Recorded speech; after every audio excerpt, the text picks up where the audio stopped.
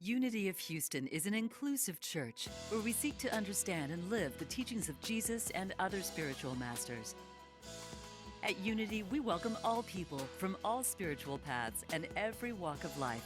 We celebrate the diversity of our city and of our world, and we teach love, tolerance, and oneness, seeking to live in harmony with open minds and open hearts. Wherever you are in your spiritual path, you are always welcome at Unity. Join us and discover that the life of your dreams is already within you.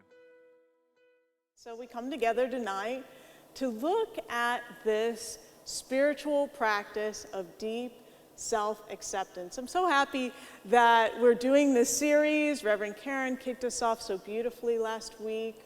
Robert Brummett's book, Living Originally, 10 spiritual practices to transform your life. So we started out with radical self-acceptance.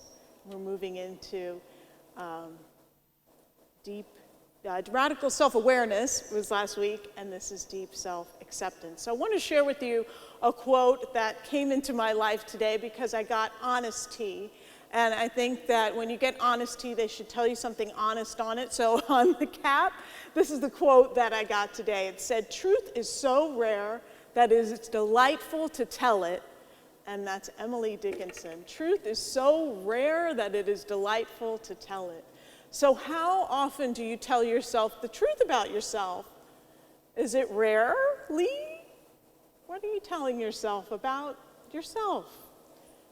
We can get so caught up in the story, right? The story around our life, how it got this way, this opportunity, that relationship, right?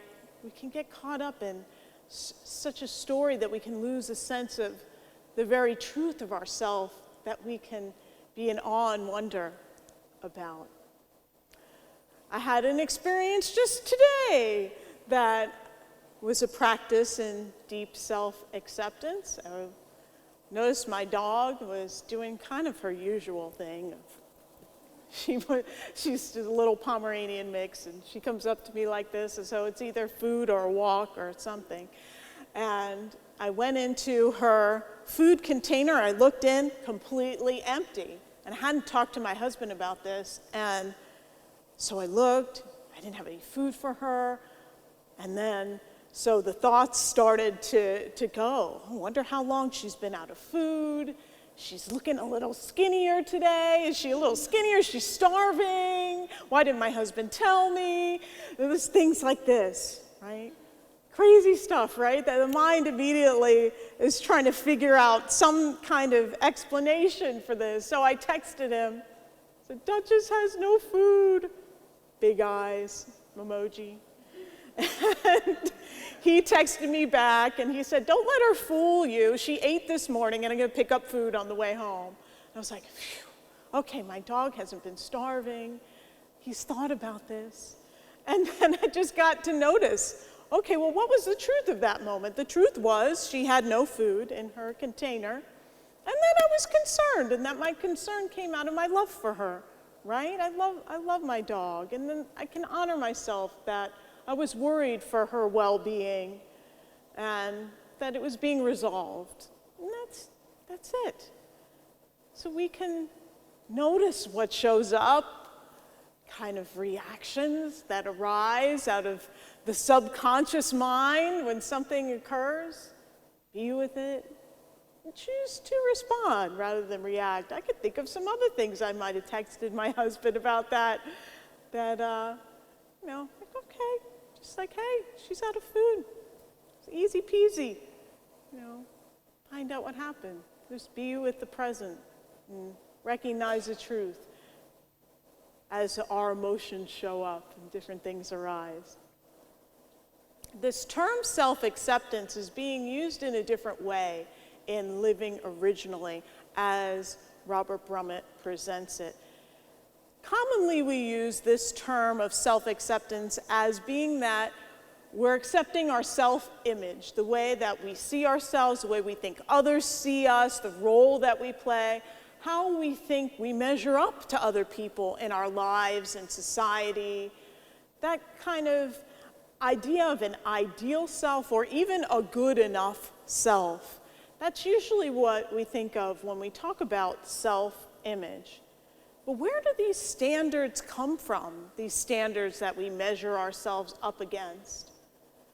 Well, they come from our family of origin and the different conditions that they consider to be good enough or okay, or you've made it, you've not made it, that kind of thing. They come from our culture. We've inherited them from our culture. That at my age, I should have house, a number of children, be married, or have degrees, certain amount of money, whatever it is, that story of, at this point in my life, I should, and that's those standards that we've inherited. I know that I've done that sometimes where I've thought, oh, at my age, well, my parents were able to do this for me, so I should be able to do this for my daughter. And I'm like, oh, I picked that up. That's something that I just absorbed and created as, okay, that's the norm. And is that really a standard that I need to hold to myself? And is that fair or reasonable or necessary even? When we begin to explore and question and notice, then we're not just working through that conditioning unconsciously and acting it out and beating up on ourselves, right? So when we no longer meet these standards we've set for ourselves, our self-acceptance can tend to go out the window, right? But there's a healthier way to be, and that's what we're looking at tonight in our deep self-acceptance practice. Think of the story of Jesus when he was asleep in the hull of the boat with the disciples. And they were out on the water, and there was this big storm, and he was just resting, and they were panicked. They were so panicked. Do you remember this story? They're out there on the boat, and they're panicking, and they're worried that they would drown, and they wake him up. Come on, Lord, what are you doing? You're just sleeping? We're going to die. And so he just gets up peacefully. He commands the winds. He rebukes the wind, is what Scripture says, and says, peace be still. Peace be still, and the winds die down, the storm calms, and they didn't die, they didn't drown, everybody was okay.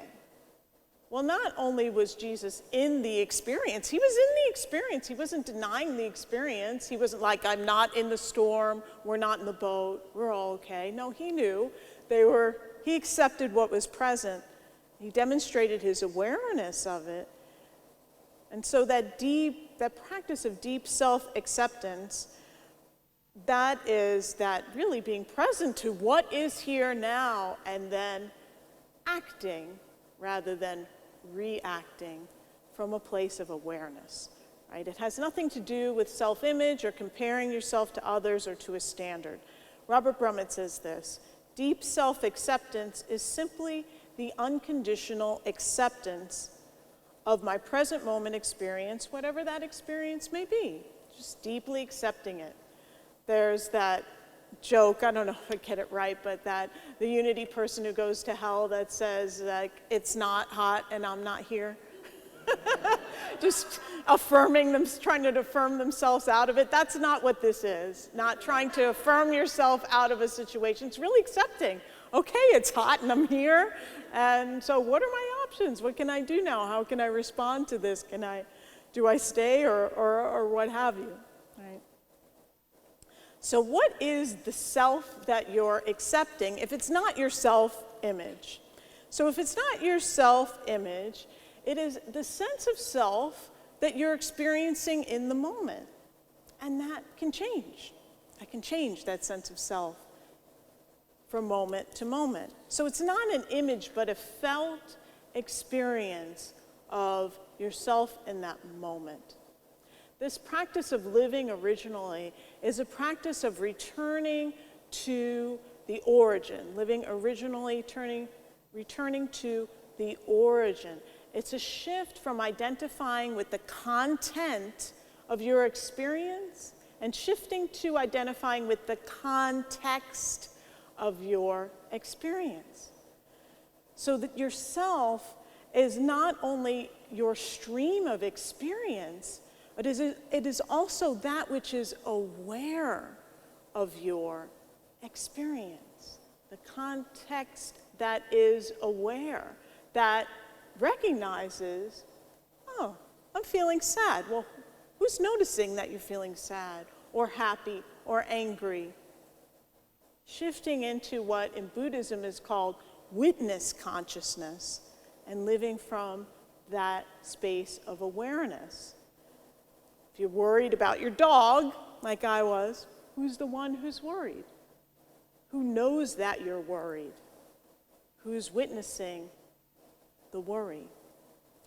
Recognizing that the worry or whatever the feeling, the experiences will change. It will undoubtedly change because we live in the relative realm, which is always changing, right? But being aware, but being from that part of you that is aware of the worry, that part of you that's aware that does not change. That is your unchangeable nature. I love this quote from Pema Chodron. You are the sky, everything else is just the weather. Everything else is just the weather.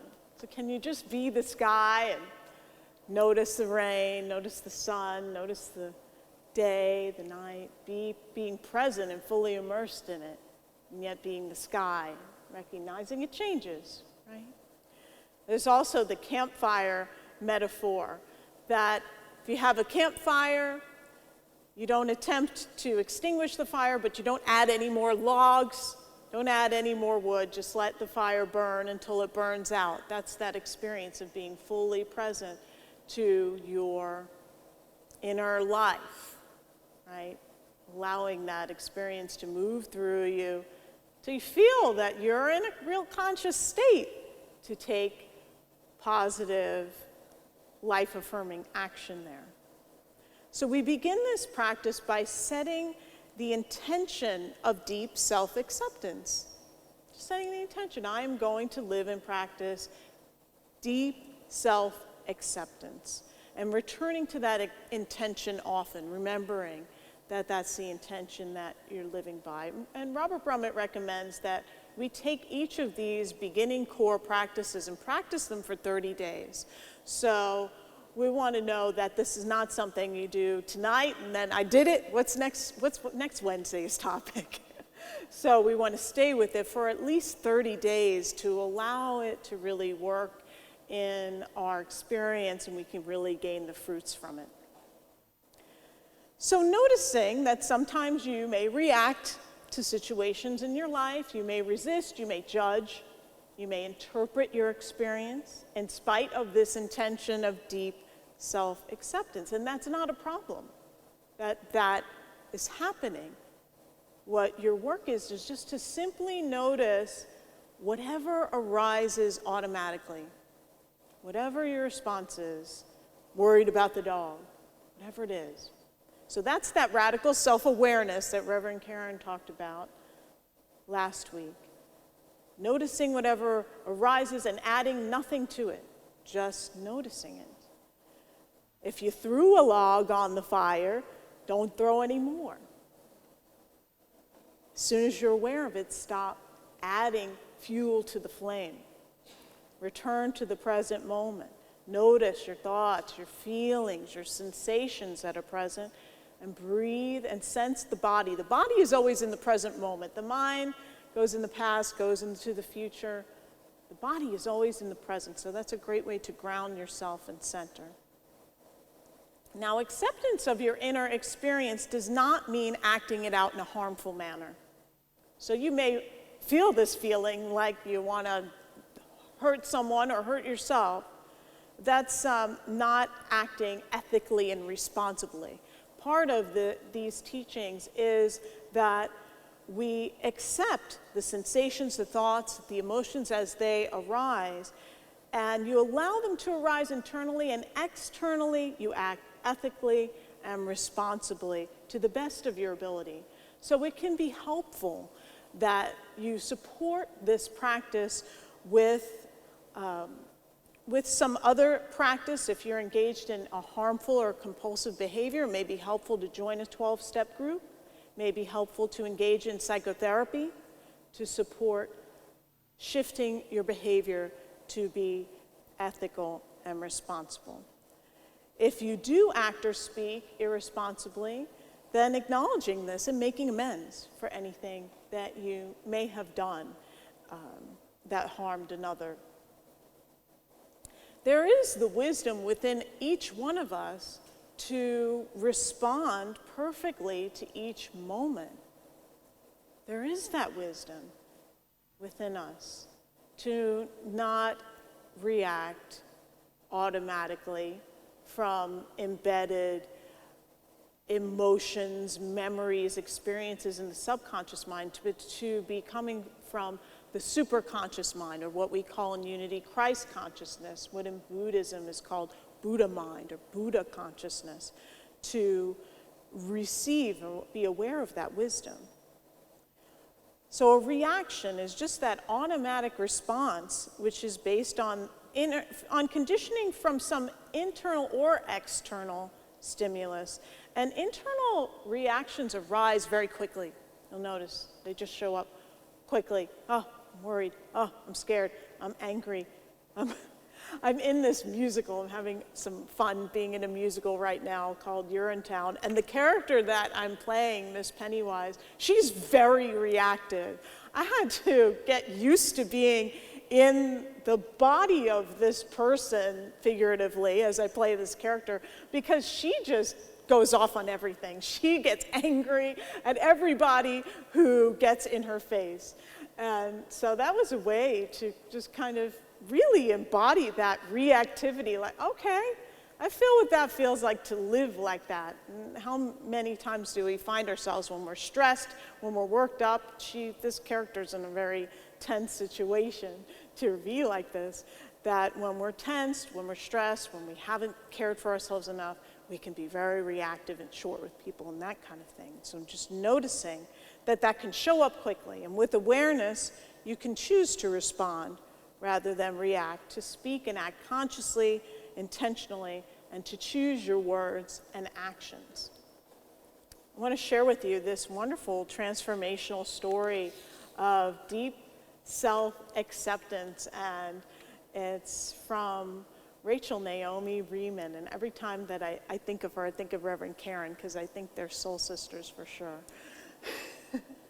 So this story is about her when she was a teenager. She was 15, and she was diagnosed with Crohn's disease, and if you're at all familiar with that, it's a really painful intestinal disease. And she reacted to this illness, and this is spoken about in the Living Originally chapter.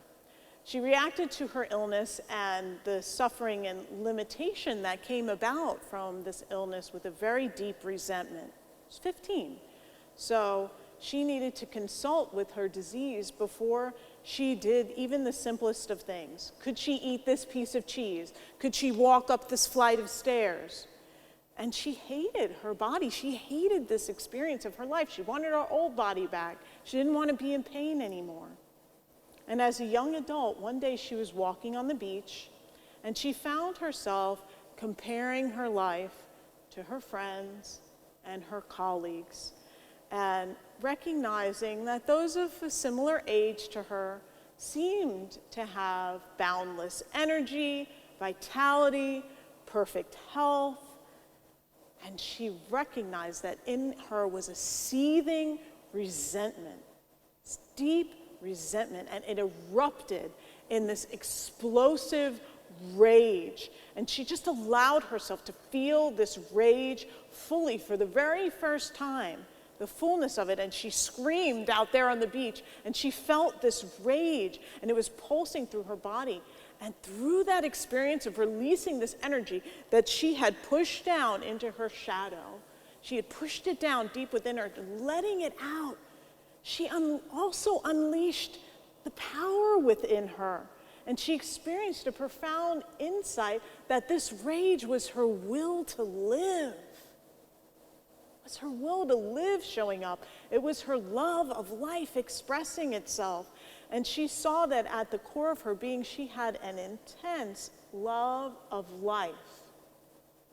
She had touched something deep within herself by allowing that anger, that rage to be expressed, and to deeply accepting that rage as part of her love for herself and her love of life and her desire to live. And it had been simmering within her, and this rage transformed into vitality.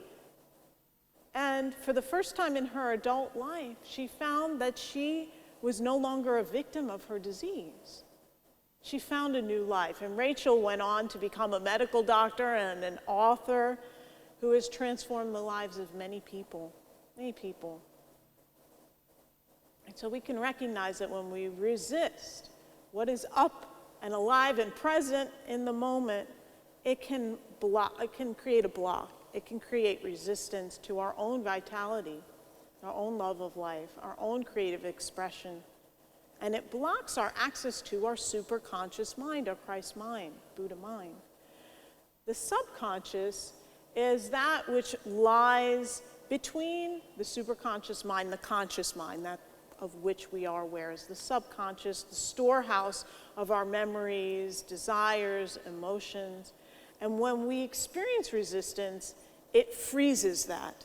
It freezes those memories, those desires, those emotions in the subconscious, and it blocks the light, the truth, the wisdom from coming through when we're in that state of resistance. It blocks that from coming through into our conscious mind, where we can be aware of our experience. And so when we practice deep self-acceptance, it melts that resistance. It's powerful. It melts that resistance so that the contents of the subconscious becomes open to the flow of the superconscious into the conscious, so that it can be explored, integrated, and release these emotions and memories and things that have shown up that we can tend to react to. When we let go of resistance, then we are open to that guidance, that wisdom that is always present. So the moment that you see and accept your resistance, that's a giant step toward dissolving it. Ken Wilber put it this way. He talked about unity consciousness, that superconscious mind. He said this: until you see precisely how you resist unity consciousness, all your efforts to achieve it will be in vain. Because what we are trying to achieve is also what we are unconsciously resisting and trying to prevent. And that understanding itself might allow a glimpse of unity consciousness, for that which sees resistance is itself free of resistance. That which sees resistance is itself free of resistance. Don't we want to experience that freedom from resistance? So it's a simple practice, deep practice, and deeply transformative. Remembering that no experience is outside of your practice. So not just when you're sitting on the cushion or on your chair to meditate. All experience of life is part of the practice, so that deep self-acceptance leads you into having a clear mind, an open heart, learning not to act from craving, act from aversion, but just to notice them as they arise, being with them, noticing them with a compassionate heart, loving kindness, allowing yourself to accept your experience. And in doing so, not only do you live with greater compassion for yourself, but it teaches you how to see it and experience greater compassion for others as they are experiencing it as well. Namaste. Thank you for watching this message today. I'd like to invite you to join us in person here on campus at Unity of Houston for Sunday morning or Wednesday evening services. If you can't be with us here on our campus, you can still join us live on Facebook or on our website, unityhouston.org, Sunday mornings at 11 a.m. Central.